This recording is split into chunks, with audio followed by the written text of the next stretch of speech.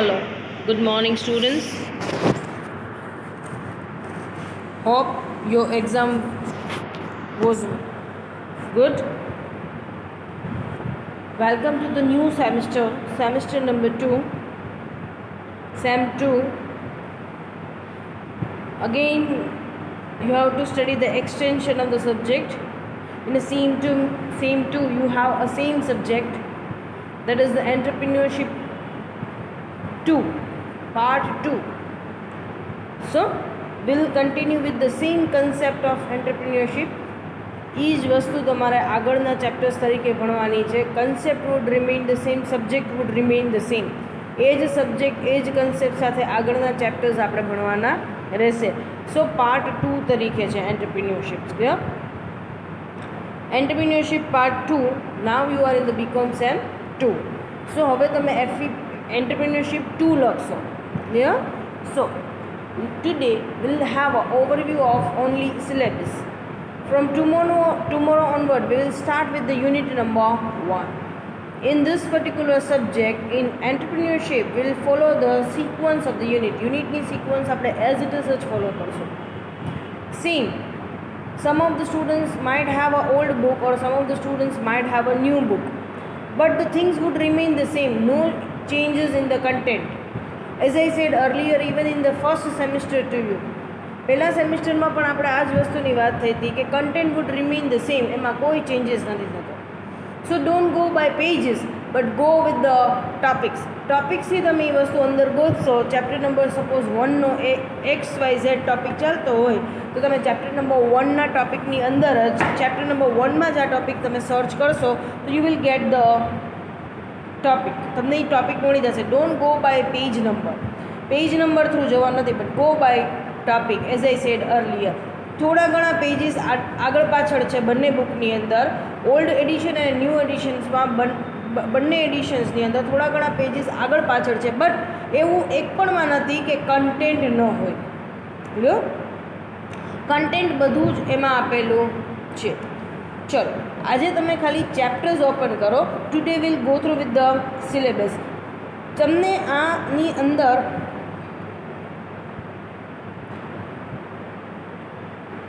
7 chapters આપેલા છે. FEPની અંદર મીન્સ એન્ટરપ્રેન્યોરશિપની અંદર તમને 7 ચેપ્ટર્સ આપેલા છે. 7 chapters are divided into different unit. Altogether you have to study a 7 chapter and the 4 units. Same pattern. Examination pattern would again remain the same. Exams પણ same મેનરમાં જશે.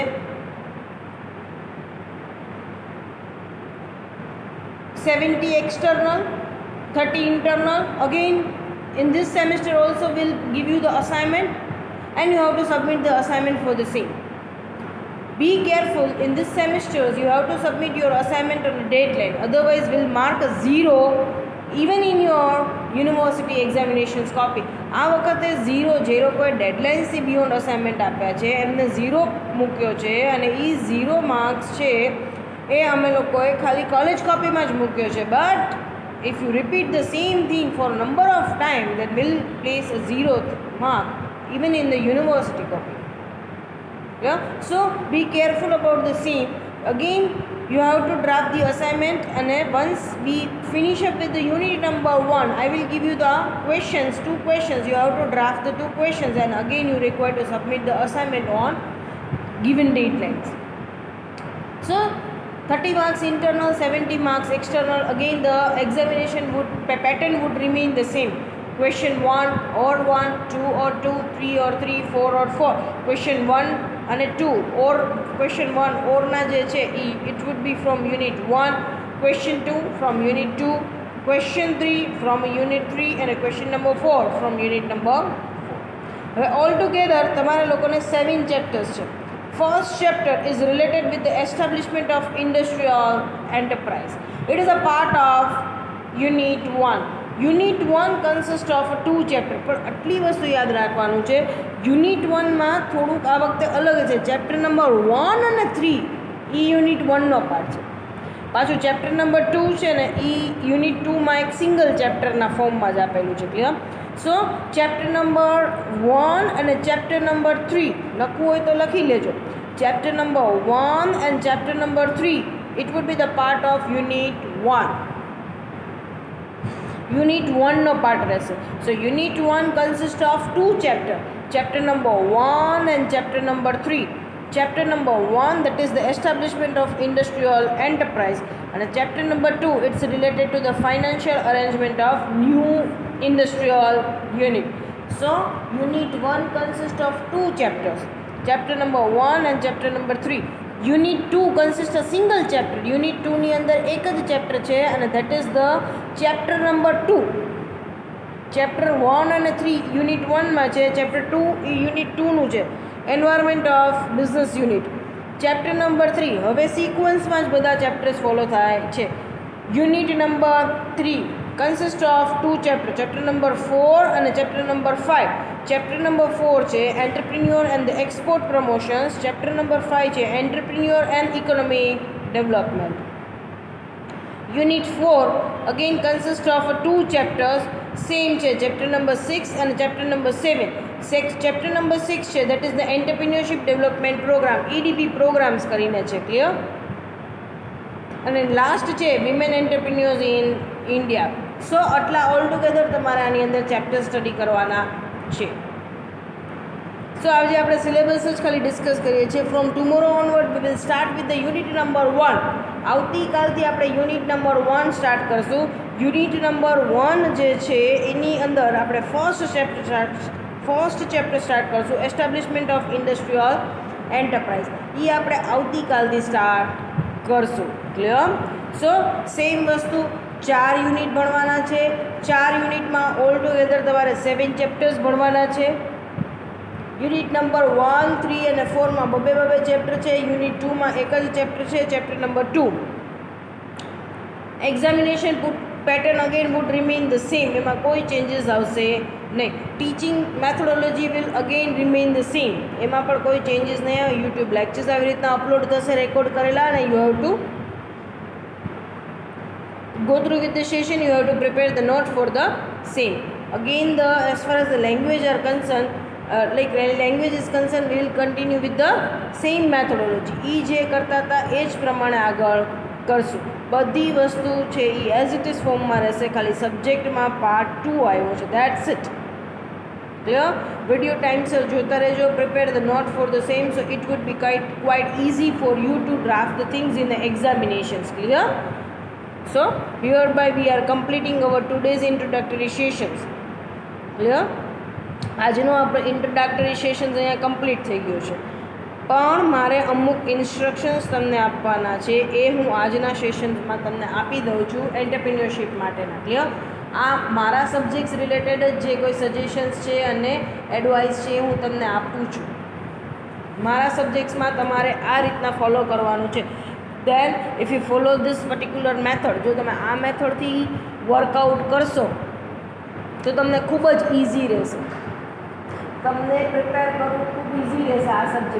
આ સબ્જેક્ટની અંદર બહુ બધા સબ પોઈન્ટ્સ છે, તમને ખબર જ છે, એ વસ્તુ તમે F5 સેમ 1માં ભણી જ ગયા છો, ક્લિયર? કે ખૂબ બધા સબ પોઈન્ટ્સ આની અંદર છે. એટલે આ વસ્તુ યાદ કેવી રીતના રાખવાની કે જ્યારે પણ તમે લોકો મારો લેક્ચર અટેન્ડ કરવા બેસો છો ત્યારે તમે પાવર પોઈન્ટ પ્રેઝન્ટેશન્સમાંથી બધા પોઈન્ટ્સ લખતા જાઓ છો, અને પછી સાથે સાથે સાંભળતા પણ જાઓ છો. જ્યાં તમને જરૂર લાગે છે ત્યાં પેન્સિલથી તમારી રીતના તમે કન્સેપ્ટની નોટ પણ લખતા જાઓ છો. એટલીસ્ટ હું જે પોઈન્ટ્સ આપું છું, સબ પોઈન્ટ્સ એની અંદરના સબ પોઈન્ટ્સ એ બધા તમારે સમજતા જવાના છે, અને સાથે સાથે બુકમાં પણ લખતા જવાના છે, જેથી કરીને at the time of examinations તમારે લોકોને શું થાય કે બધા પોઈન્ટ્સ રીડ કરવાના અને રિફર કરવાનો જ્યારે વારો આવે ત્યારે પછી બુક આ જ ઓપન કરવાની રહે, અને બાજુમાં તમે ગુજરાતીમાં સમજાય તો ગુજરાતીમાં, બટ હવે now try to understand the things in English, it would be quite effective one, clear? એ તમારા માટે સારું રહેશે. એટલે શક્ય હોય ત્યાં સુધી તમારા લોકોએ શું કરવાનું, ઇંગ્લિશની અંદર બાજુમાં પેન્સિલથી નોટ બનાવવાની કે આનો મતલબ મેડમે શું કીધો હતો એ લખતું જવાનું, ક્લિયર? જ્યારે હું તમને કન્સેપ્ટ કોઈ એક્સપ્લેન કરતી હોઉં ત્યારે તે તમારા માટે બહુ જ સારું રહેશે. એટલે એફઈપીની અંદર તમારે લોકોએ એ વસ્તુ ખાસ ધ્યાનમાં રાખવા. જ્યારે પણ પાવર પોઈન્ટ પ્રેઝન્ટેશન સાંભળવા બેસો છો, કોઈ પણ ચેપ્ટરનું બુક બાજુમાં લઈને બેસવા. પાવર પોઈન્ટ પ્રેઝન્ટેશન્સની અંદર જે ટૉપિક લખાય એ ટૉપિક મોટા અક્ષરે લખવાનો. એની અંદરના જેટલા પણ પોઈન્ટ્સ અને સબ પોઈન્ટ્સ લખાવ્યા છે, મેં બુલેટ આપ્યા હોય, એબીસીડી નંબર આપ્યો હોય, 1 2 3 નંબર આપ્યો હોય, એ પોઈન્ટ લખતા જવાના. ક્લિયર? પોઈન્ટ લખી અને હું જે કહું છું એ વ્યવસ્થિત એ પોઈન્ટની સામે વાંચતું જવાનું. મીન્સ એ પોઈન્ટમાં સમજતું જવાનું. સપોઝ મેં તમને કીધું હોય availability of raw material, A point મેં આમાં લખ્યો છે. હવે એની અંદર મેં કંઈ થિયોરી ન લખ્યું હોય પાવર પોઈન્ટ પ્રેઝન્ટેશનમાં, મેં ખાલી એટલો જ પોઈન્ટ લખ્યો હોય availability of raw material. Clear? તમે એ પોઈન્ટ તમારી બુકમાં લખી લ્યો છો કે ફેક્ટર અફેક્ટિંગ લોકેશનમાં પહેલો પોઈન્ટ છે અવેલેબિલિટી ઓફ રો મટીરિયલ. તો એમાં મેં તમને ઘણી બધી વસ્તુઓ કીધી હોય કે આનો મતલબ શું છે, આ પોઈન્ટની અંદર શું કવર થાય છે, એ વસ્તુ સાંભળવાની. Even in this same also I will try to explain simultaneously in both the language. Clear? આ વખતના સેમિસ્ટરમાં I will try my level best to explain the things even in the Gujarati. ઇંગ્લિશમાં એક્સપ્લેન કરું છું, ગુજરાતીમાં પૂરેપૂરું એને ટ્રાય કરું છું જસ્ટિફાઈ કરવાની એક્સપ્લેનેશન્સને. ક્લિયર? ઇંગ્લિશમાં પૂરેપૂરું ટ્રાય કરું છું કે જસ્ટિફાઈ થાય એક્સપ્લેનેશન. એટલે બંને લેંગ્વેજને બેલેન્સ કરતાં હું તમને એક્સપ્લેનેશન આપું. તો તમને જે લેંગ્વેજ કન્વિનિયન્ટ હોય એ લેંગ્વેજમાં તમે એ અવેલેબિલિટી ઓફ રો મટીરિયલ નામનો જે પોઈન્ટ લખ્યો છે એમાં એક લાઈન લખી લ્યો. તો કાલ સવારે એક્ઝામ્સ આવશે ત્યારે તમારે આખી બુક લઈને બેસવું નહીં પડે. એક્ઝામ્સ ટાઈમે તમારે ખાલી ને ખાલી ટૉપિક જોવાના, એની અંદરના સબ પોઈન્ટ રિફર કરવાના રહેશે. પોઈન્ટની અંદર શું આવશે એ એક બે કી પોઈન્ટ લખી રાખવાના, કી લાઇન્સ લખી રાખવાની, એટલે તમને ઓટોમેટિકલી એ વસ્તુ રિકોલ થઈ જશે કે ઓકે આ પોઈન્ટ્સની અંદર આવે છે. કન્સેપ્ટ સ્ટાર્ટ થાય ત્યારથી જ, સિલેબસ સ્ટાર્ટ થાય ત્યારથી જ બધી વસ્તુના કન્સેપ્ટ ક્લિયર કરતા જજો વિડીયો સાંભળીને. કારણ કે at the time of the examination you can not sit for a clarification. તમે બધા વિડીયો સાંભળો અને સમજવા બેસો એવો કોઈ ટાઈમ જ ન હોય એક્ઝામ ટાઈમે. ક્લિયર? અને અગેન તમે લોકો માર્ચ એન્ડમાં તો તમારો સિલેબસ સ્ટાર્ટ કર્યો છે. ક્લિયર? એટલે કે માર્ચ એન્ડમાં તમે સિલેબસ સ્ટાર્ટ કર્યો છે.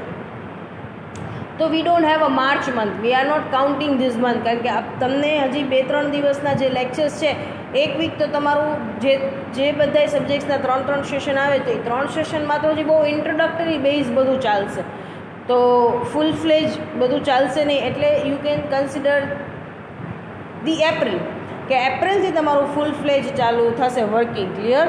ફૂલ ફ્લેજ તમારા લેક્ચર્સ ચાલુ થશે એપ્રિલથી, એવું કાઉન્ટ કરી શકાય. કારણ કે હવે એક જ વીક તો છે. Clear? And the month is about two over. એમાં વચ્ચે ધૂળેટીની રજાઓ, સન્ડે, આ તે બધું આવે છે. ક્લિયર? એટલે હવે તમે નેક્સ્ટ વીકની અંદર તો માર્ચ એન્ડ થઈ જાય છે.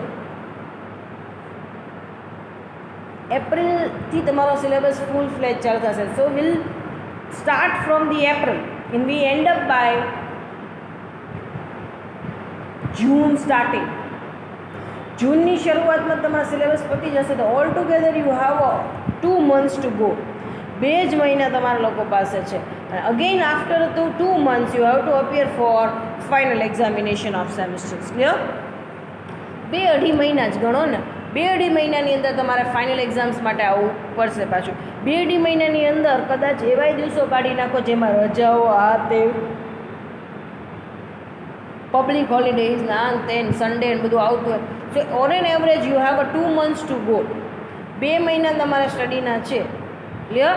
એટલે અગેન એ બહુ વાર ન લગાડતા કે હજી તો સેમિસ્ટર સ્ટાર્ટ થયું છે, નિરાતે વિડીયો જોશું, નિરાતે કામ કરશું, નિરાતે ભણવાનું શરૂ કરશું. You don't have a much time for the same. Clear? So be prepared for the same. વ્યવસ્થિત તમે આજ વખતે વિડીયો જોજો અને વ્યવસ્થિત શરૂઆતથી જ નોટબુક બનાવજો, પ્રિપેરેશન્સ કરજો અને વિડીયોના કન્સેપ્ટ ક્લિયર કરી લેજો. કન્સેપ્ટ ક્લિયર ન થાય તો again repeat the same video, you get the clarity on the concept. Clear? So instructions આપી દીધી છે મેં મારા સબ્જેક્ટ રિલેટેડ, કેવી રીતના વિડીયોઝ જોવા, કેવી રીતના પ્રિપરેશન્સ કરવી. So start preparing like that from tomorrow onwards. Clear? Thank you so much for this sessions.